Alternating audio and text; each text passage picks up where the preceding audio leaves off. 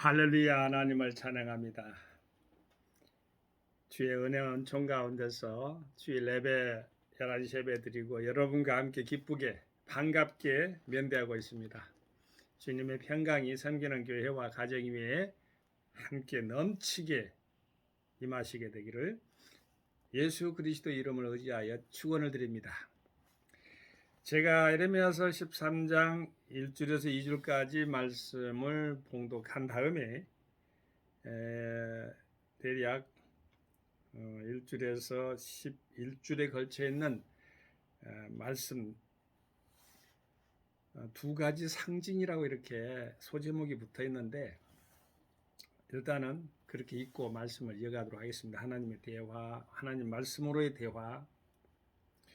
여호와께서 이같이 내게 이르시되 너는 가서 배띠를 사서 네 허리에 띠고 물에 두지 말라 하시기로 내가 여호와의 말씀대로 띠를 사서 내 허리에 띠니라. 에레미야서 13장 1절에서 2절 말씀을 제가 봉독해 드렸습니다. 통상적으로 동서양이 같은가 봐요. 우리나라도 보면은 슬픔의 그런 옷을 입을 때는 배옷을 입습니다. 뭐 여름에는 시원하게 입을 수도 있는데 상 당할 때 그 배를 입었는데 이스라엘 사람들도 슬픔의 상징으로 배를 이렇게 두르고 입고 그랬어요. 배라는 그 의미가 또 다른 차원에서 보면 성결이라는 의미도 돼요. 죽어야만이 악한 것들이 죽어야만이 또 성결이 되잖아요. 슬픔 가운데 그 안에는 성결도 추선해 볼 수 있어야만이 되는 우리 십자가 보혈의 피로 말미암아 우리의 모든 인류의 죄가 다 깨끗이 속죄 받은 것처럼 그러한 생각도 할 수가 있겠죠. 어찌됐든 초상집에 보면 배옷을 입습니다. 성경에 보면 성결이라는 말도 나왔고요. 배는 자, 네 허리에 띠고 그걸 사가지고 허리에 띠어라. 에레미야에게 말씀한 거예요. 제가 상징적인 행위로 생생하게 메시지를 전한 에레미야에 대해서 어느 학자가 적어놓은 걸 제가 한번 잠시 읽어드리고 배경, 그러니까 그것을 밑에 이렇게 바닥을 알아야만이 걸어갈 수가 있듯이 환경을 또 이렇게 이해할 수 있겠죠. 한번 제가 읽어드리겠어요. 에레미야 선지자는 나날이 멸망으로 치닫고 있던 유대 역사 말기에 예언 활동을 했기 때문에 그만큼 긴박감 있게 메시지를 전달해야 했습니다. 그래서 하나님께서는 여러 가지 시청각 교제를 통하여 생생하게 계시를 교훈하셨다. 그리고 에레미야는 연출자이신 하나님의 지시에 따라 때로는 배띠를 띠고 때로는 소처럼 멍에를 매면서 자신의 온몸을 던져 열정적으로 메시지를 전했습니다. 배 옷을 입고 배띠를 띠고 소처럼 멍에, 알죠? 멍에. 소가 이렇게 멍에 이렇게 있잖아요. 그걸 걸쳐가지고 이렇게 그 멍에로 인해 가지고 이렇게 힘으로 가는 거예요. 상은요. 멍에 이 등이 얼마나 아프겠어요. 그 배 뜨는 슬픔의 옷을 입고 그 말은 뭐냐면 오늘 본문 말씀에 이제 설명을 해줍니다. 자, 네 허리에 띠고 물에 두지 말라. 그게 물에 두지 않았어요. 처음에는. 그런데 다시 에레미야에게 임한 말씀은 네 허리에 띈 띠를 가지고 일어나 가지고 유브라데는 강이잖아요. 가서 거기서 그것을 바위틈에 감추라. 물속에 감추라는 소리죠. 유브라데 강이란 말은 안 나왔지만은 유브라데 강, 유프라테스 강 이렇게 우리 통상적으로 말하잖아요. 내가 여호와께서 내게 명하신 대로 가서 그것을 유브라데 물가에 여기 물가가 나오네요. 유브라데 지역이 되겠지만 물가는 그 강물이겠죠. 여러 날 후에 여호와께서 내게 이르시되 일어나 유브라데로 가서 내가 네게 명하여 거기서 감추게 한 띠를 취하라. 그러니까 또 취했습니다. 자, 먼저 배띠를 사가지고 그냥 두었어요. 그리고 그걸 바위틈에 가서 돌아가니까 또 하고 또 그것을 물에 감추라 했으니까 감췄어요. 그 취하라 했어요. 내가 유브라데로 가서 그 감추었던 것을 파고 감추었던 이게 파갖고 감췄던가 보죠. 띠를 취하니 띠가 썩어서 쓸데없이 되었더라. 여기서 이제 우리가 미래를 암시하는 것이 보여요. 근데 이유가 있어요. 왜 썩었는가? 쓸데없이 썩었다겠는데, 자, 띠는 사용하려고 띠를 만든 게 아니겠어요? 근데 썩은 띠는 쓸 수가 없지요. 그래서 8줄에서 11줄까지는 이 말씀을 설명해 주는 거예요. 여호와의 말씀이 내게 임하니라 가라사대 나 여호와가 말하노라 내가 유다의 교만, 자, 교만과 예루살렘의 큰 교만을 이같이 섞여. 유다와 예루살렘 교만이 컸다는 거예요. 한마디로 하나 통합된 거예요. 유다도 교만, 예루살렘 교만. 근데 유다가 있는 지역이 예루살렘 지역이에요. 반복적인 것은 이중적으로 강조성을 말해요. 진실로 진실로 아멘 아멘 이런 말을 성경에 나오면 이건 중요한 대목이구나 이렇게 생각하면 되겠어요. 강조점을 말할 때는 히브리적 어법이 바로 2번 반복합니다.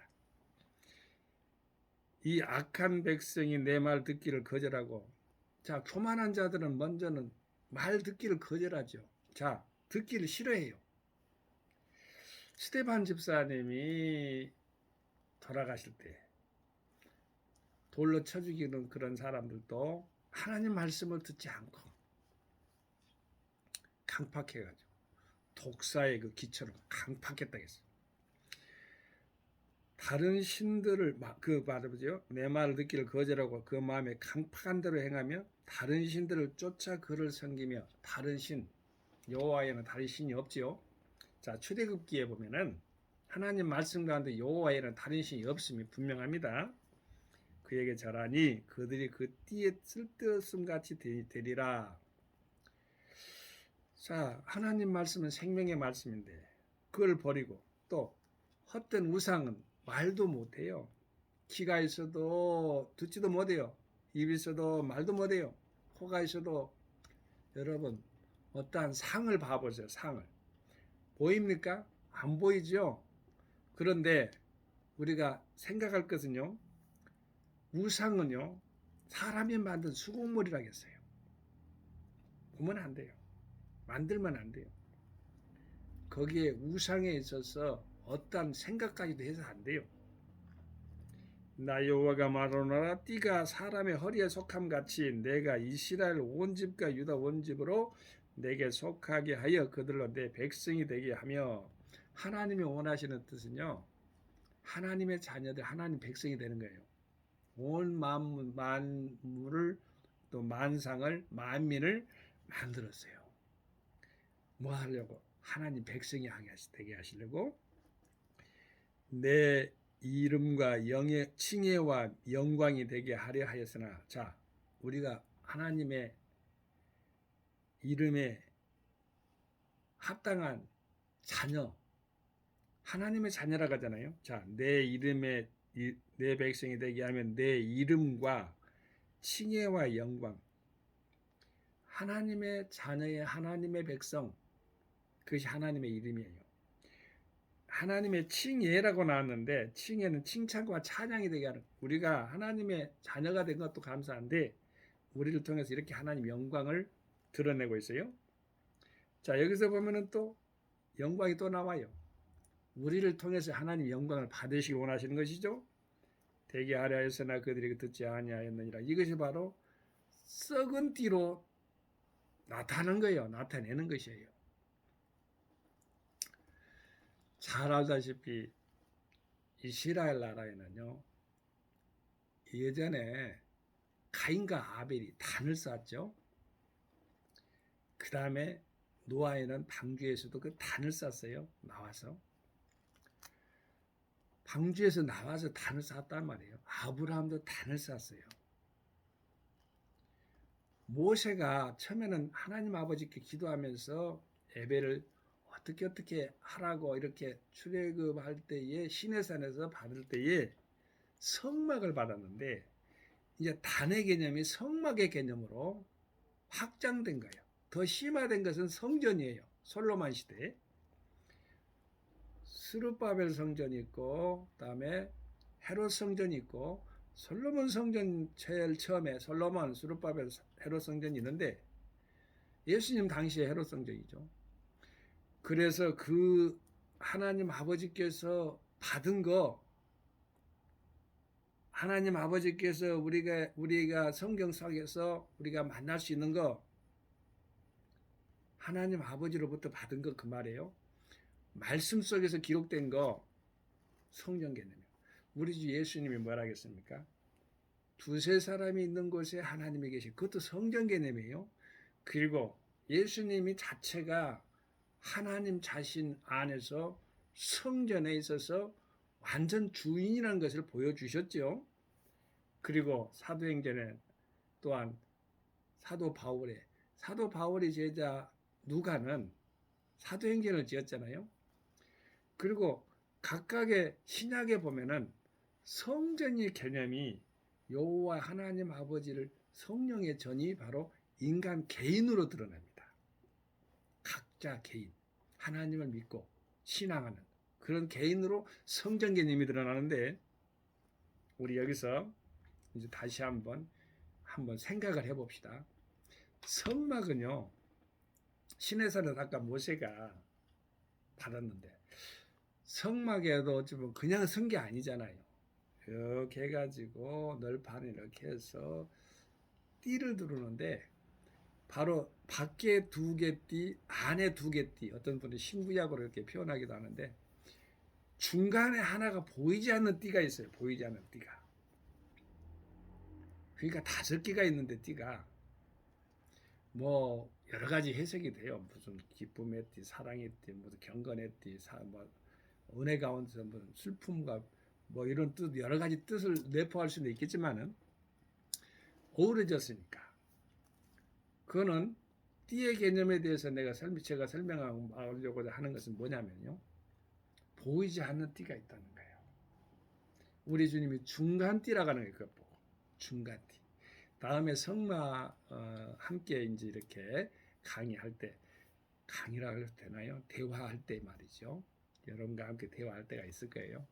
그때는 제가 본격적으로 한번 성막에 대해서 한번 생각하면서 그것을 가지고 한번 이렇게 풀어가 볼까 합니다.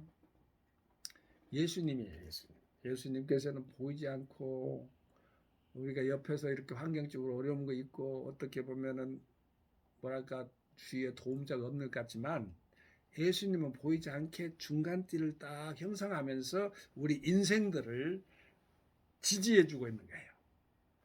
보조해주는 거예요. 하나님 말씀 가운데서 우리를 지켜 눈동자처럼 함께 하시고 생명사계로 딱 안아주시고 계시는 거예요. 감사합니다. 그걸 생각하면은 우리가 띠에 대해서 또 한번 또 생각해 봅시다. 여기는 보면은 쓸데없이 된 썩은 띠가 나오는데 우리 성경에서 보면은 우리는 사랑의 띠로 하나가 되었습니다 하는 사랑의 띠가 있죠. 겸손한 그러한 띠가 있어요. 희락의 띠가 있어요. 자, 이제 제가 사랑의 띠가 가장 나중에 하고요. 제일 처음부터 순서별로 하면요. 하나님 은혜 가운데서 신약에 있어서 안에 다 많이 들어가 있지만 구약에서도요.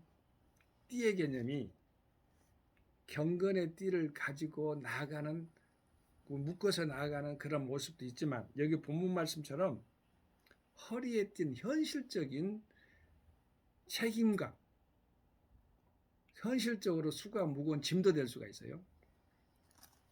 우리 신약적인 표현을 하면은 자기 십자가가 있을 수가 있어요. 이 자기 십자가를 잘 짊어지고 결국에는 그걸 해결한 사람이 하나님의 면류관, 승리의 관을 받겠죠. 자, 먼저 희락의 띠가 나왔어요. 희락은 기쁨과 같아요. 여러분 너무너무 잘 아는 성경 기절이 있죠. 성령의 9가지 열매 가운데 사랑, 희락, 화평, 오래 자비, 양선, 충성, 온유, 절제 이렇게. 그런데 사랑은 바로 아까 사랑의 뜻도 나중에 나오니까 사랑은 하나님이시죠. 가디스로 하나님이시죠. 그런데 사랑 다음에 뭐가 먼저 나와요? 두 번째로 희락이 나오잖아요. 희락. 하나님을 만나야 희락이 나오는 거예요. 그래 사랑이랑 화평도 나오고 그게 이어지는 거예요. 그래서 충성의 절제까지 이어져 쭉 해서 성부, 성자, 성령 이게 3파트로 나누면 사랑이랑 화평이 성부, 자르참은 자비, 양선 그 다음에 그것이 바로 성자, 충성, 온유, 절제가 바로 성령 이렇게 표현하는 도 있습니다만은 9가지 열매 가운데 이제 사랑의 뜰을 한번 볼까요? 하나님께서 사랑의 뜰을 묶으라겠어요. 얼마나 사랑이 없는 메마른 세대입니까 지금이? 사랑은 희생을 따릅니다. 무엇을 상대방한테 어떤 걸 요구하기 전에 희생이 있어야 사랑이 나타나는 거예요. 사랑하는 성도 여러분, 우리는 에레미야 선지자 나는 이거 읽을 때마다요. 에레미야 선지자 서가 바르죠.